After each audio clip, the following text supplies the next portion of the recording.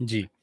ਅਗਲੀ ਖਬਰ ਦੇ ਵੱਲ ਵਧੀਏ ਤੇ ਵਰਲਡ ਦੇ ਵਿੱਚ ਕਈ ਇਲਾਕੇ ਅਜਿਹੇ ਨੇ ਜਿੱਥੇ ਅਸਥਿਰਤਾ ਲਗਾਤਾਰ ਜਾਰੀ ਹੈ। ਇਹਨਾਂ ਦੇ ਵਿੱਚੋਂ ਹੀ ਨਾਈਜੀਰੀਆ ਇੱਕ ਹੈ ਜਿੱਥੇ ਬੋਕੋ ਹਰਮ ਨਾਂ ਦੀ ਜਿਹੜੀ ਜਥੇਬੰਦੀ ਹੈ ਉਹ ਲਗਾਤਾਰ ਐਕਟਿਵ ਹੈ ਤੇ ਅਫਰੀਕਾ ਦੇ ਕਈ ਦੇਸ਼ਾਂ ਦੇ ਵਿੱਚ ਇਹ ਜਿਹੜੀ ਜਥੇਬੰਦੀ ਹੈ ਉਹਦਾ ਕਈ ਇਲਾਕਿਆਂ ਦੇ ਵਿੱਚ ਦਬਦਬਾ ਹੈ।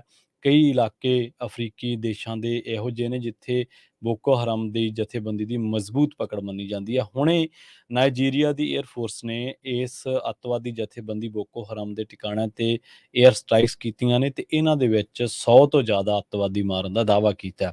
ਏਅਰ ਫੋਰਸ ਨੇ ਇਹਦਾ ਲਾਈਵ ਫੁਟੇਜ ਵੀ ਜਾਰੀ ਕੀਤਾ ਜਿਹੜਾ ਗਲੋਬਲੀ ਇਸ ਵੇਲੇ ਟ੍ਰੈਂਡ ਕਰ ਰਿਹਾ ਤੇ ਬੋਕੋ ਹਰਮ ਜਿਹੜਾ ਉਹਨੂੰ ਮੰਨਿਆ ਜਾਂਦਾ ਕਿ ਇਹ ਈਸਟ ਅਫਰੀਕਾ ਦੇ ਜਿਹੜੇ ਦੇਸ਼ ਨੇ ਉਹਨਾਂ ਦੇ ਵਿੱਚ ਸਭ ਤੋਂ ਖਤਰਨਾਕ ਅੱਤਵਾਦੀ ਜਿਹੜੀ ਜਥੇਬੰਦੀ ਹੈ। ਇਸ ਤੋਂ ਇਲਾਵਾ ਇਹ ਜਿਹੜੀ ਟੈਰਰ ਆਊਟਫਿਟ ਜਥੇਬੰਦੀ ਹੈ ਇਹ ਡਰੱਗ ਸਮਗਲਿੰਗ ਵੀ ਕਰਦੀ ਹੈ ਤੇ ਕਿਡਨੈਪਿੰਗ ਤੋਂ ਵਸੂਲੀ ਵਰਗੇ ਗੈਰ ਕਾਨੂੰਨੀ ਕੰਮ ਵੀ ਕਰਦੇ ਆ।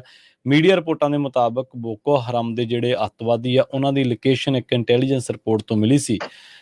ਦਰਅਸਲ ਇਹ ਜਿਹੜੀ ਸਾਰੇ ਅੱਤਵਾਦੀ ਹੈ ਬੋਕੋ ਹਰਮ ਦੀ ਇੱਕ ਯੂਨਿਟ ਦੇ ਸੀਗੇ। ਏਅਰ ਫੋਰਸ ਨੇ ਇਸ ਆਪਰੇਸ਼ਨ ਦੇ ਲਈ ਕਰੀਬ ਇੱਕ ਹਫ਼ਤਾ ਤਿਆਰੀ ਕੀਤੀ ਤੇ ਫਿਰ ਵੋਜ਼ਾ ਇਲਾਕੇ ਦੇ ਵਿੱਚ ਇਸ ਨੂੰ ਅੰਜਾਮ ਜਿਹੜਾ ਉਹ ਦਿੱਤਾ ਗਿਆ। ਇਹ ਉਹੀ ਇਲਾਕਾ ਜਿੱਥੇ ਇਸ ਅੱਤਵਾਦੀ ਦੇ ਟਿਕਾਣਿਆਂ ਦਾ ਗੜ੍ਹ ਮੰਨਿਆ ਜਾਂਦਾ ਤੇ ਨਾਲੋਂ ਨਾਲ ਇੱਥੇ ਇਹਨਾਂ ਦੇ ਜਿਹੜੇ ਟ੍ਰੇਨਿੰਗ ਕੈਂਪ ਨੇ ਉਹ ਵੀ ਬਹੁਤ ਵੱਡੀ ਗਿਣਤੀ ਦੇ ਵਿੱਚ ਨੇ। ਰਿਪੋਰਟਸ ਦੇ ਮੁਤਾਬਕ ਏਅਰ ਫੋਰਸ ਨੇ 9 ਤੋਂ ਲੈ ਕੇ 11 ਜੂਨ ਦੇ ਵਿਚਾਲੇ ਕਈ ਏਅਰ ਸਟ੍ਰਾਈਕਸ ਕੀਤੀਆਂ ਨੇ। ਇਹ ਮੰਦਾਰਾ ਇਲਾਕੇ ਦਾ ਇੱਕ ਪਹਾੜੀ ਇਲਾਕਾ ਜਿੱਥੇ ਗਰਾਊਂਡ ਆਪਰੇਸ਼ਨ ਕਰਨਾ ਬਹੁਤ ਜ਼ਿਆਦਾ ਮੁਸ਼ਕਲ ਹੈ ਕਿਉਂਕਿ ਅੱਤਵਾਦੀਆਂ ਦੀਆਂ ਲੋਕੇਸ਼ਨਾਂ ਇਹਨਾਂ ਪਹਾੜੀ ਇਲਾਕਿਆਂ ਦੇ ਵਿੱਚ ਨੇ ਤੇ ਗਰਾਊਂਡ ਫੋਰਸਿਸ ਜਦੋਂ ਥੱਲੇ ਆਉਂਦੀਆਂ ਨੇ ਜਾਂ ਉਹਨਾਂ ਨੂੰ ਪਹਾੜੀਆਂ ਤੋਂ ਜਿਹੜੀ ਆ ਫਾਇਰਿੰਗ ਹੁੰਦੀ ਹੈ ਤਾਂ ਉਹਦਾ ਸਾਹਮਣਾ ਕਰਨਾ ਬਹੁਤ ਔਖਾ ਕਿਉਂਕਿ ਅੱਤਵਾਦੀ ਜਥੇਬੰਦੀਆਂ ਉੱਚੇ ਟਿਕਾਣੇ ਤੇ ਬੈਠੀਆਂ ਨੇ ਤੇ ਜ਼ਮੀਨ ਤੋਂ ਇਹਨਾਂ ਦੇ ਨਾਲ ਲੜਨਾ ਬਹੁਤ ਔਖਾ ਹੈ।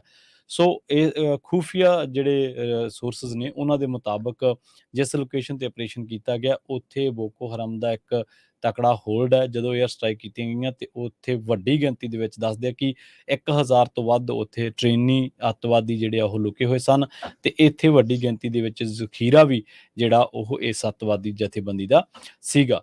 ਬੋਕੋ ਹਰਮ ਦੀ ਸਥਾਪਨਾ ਜਿਹੜੀ ਆ ਉਹ 2002 ਦੇ ਵਿੱਚ ਮੌਲਵੀ ਮੁਹੰਮਦ ਯੂਸਫ ਨੇ ਨਾਈਜੀਰੀਆ ਸਮੇਤ ਦੁਨੀਆ ਭਰ ਦੇ ਕਈ ਦੇਸ਼ਾਂ ਦੇ ਵਿੱਚ ਸ਼ਰੀਆ ਕਾਨੂੰਨ ਸਥਾਪਿਤ ਕਰਨ ਲਈ ਕੀਤੀ ਸੀਗੀ। ਇਸ ਅੱਤਵਾਦੀ ਜਥੇਬੰਦੀ ਦਾ ਹੁਣ ਸਰਗਨਾ ਅਬੂ ਬਕਰ ਸ਼ਕਾਊ ਹੈ। ਇਹ ਸੰਗਠਨ ਜਿਹੜਾ ਹੈ ਜਥੇਬੰਦੀ ਜਿਹੜੀ ਹੈ ਇਹ ਨਾਈਜੀਰੀਆ, ਚਾਡ, ਨਾਈਜਰ ਤੇ ਉੱਤਰੀ ਕੈਮਰੂਨ ਦੇ ਵਿੱਚ ਐਕਟਿਵ ਹੈ। ਇਹ ਜਥੇਬੰਦੀ ਦਾ ਤਾਲੁਕਾਤ ਹੈ ਜਿਹੜਾ ਉਹ ਇਸਲਾਮਿਕ ਸਟੇਟ ਯਾਨੀ ਕਿ IS ਹੈ। ਕਿਹਾ ਜਾਂਦਾ ਕਿ ਸੀਰੀਆ, ਇਰਾਕ ਤੇ ਲੀਬੀਆ ਦੇ ਵਿੱਚੋਂ ਜਿੰਨੇ ਵੀ ਇਸਲਾਮਿਕ ਸਟੇਟ ਦੇ ਅੱਤਵਾਦੀ ਲੜਾਕੇ ਭੱਜੇ ਹੈ ਉਹ ਇਸ ਵਕਤ ਬੋਕੋ ਹਰਮ ਦਾ ਹੀ ਹਿੱਸਾ ਬਣ ਚੁੱਕੇ ਆ।